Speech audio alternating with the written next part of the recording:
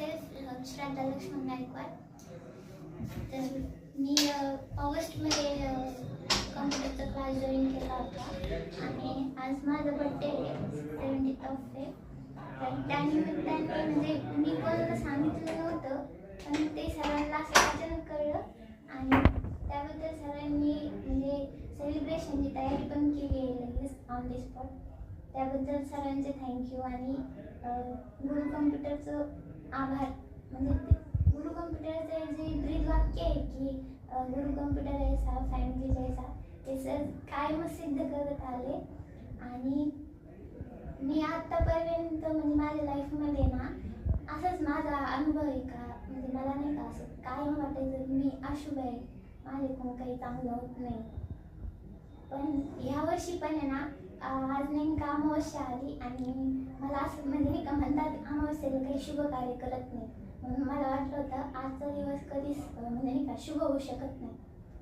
पण गुरु computer join केल्याच्या नंतर आजचा दिवस म्हणजे नाही का मला आनंद होतोय, आज काहीतरी चांगलं घडतंय.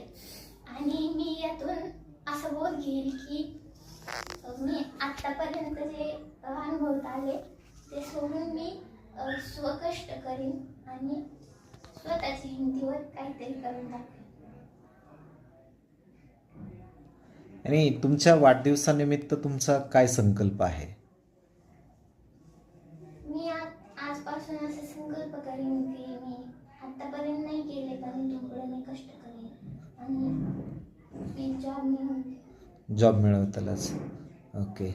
जसं असं तुम्हाला का बरं वाटलं आज अमावस्या आहे आणि अमावस्याला तुमचा वाढदिवस आला, म्हणजे हा फर्स्ट टाइम घडलं की याच्या अगोदर पण असं झालं होतं? नाही. फर्स्ट टाइम झालं. मग तरी मग आज असं का फिलिंग तुमच्यामध्ये का क्रिएट झाली की अमावस्या म्हणजे असं, म्हणजे असा विचार का आला हो तुम्हाला? नाही सर, कधी पण असं काहीतरी करायला गेलं ना ते समज होतं सक्सेसफुल, पण नाही का तोंडाशी आलेला घास असा गळून गेल्यासारखा असं तुम्हाला फील होतं की जेन्युइन तसं तुम्ही अनुभव घेताय? तसा अनुभव येतो. अनुभव पण घेताय आणि आज परत हा तुमचा वाढदिवसानिमित्त अमावस्या आल्यानंतर असे परत वाटते की यार येस, की परत आपल्याला कसं म्हणजे थोडंसं निगेटिव्ह फिलिंग क्रिएट होते का? आता पॉझिटिव्ह वाटतंय का मी गुरु कम्प्युटर जॉईन केल्यापासून माझ्या लाईफमध्ये काहीतरी बदल होतोय. बदल होतोय असं तुम्हाला वाटतंय.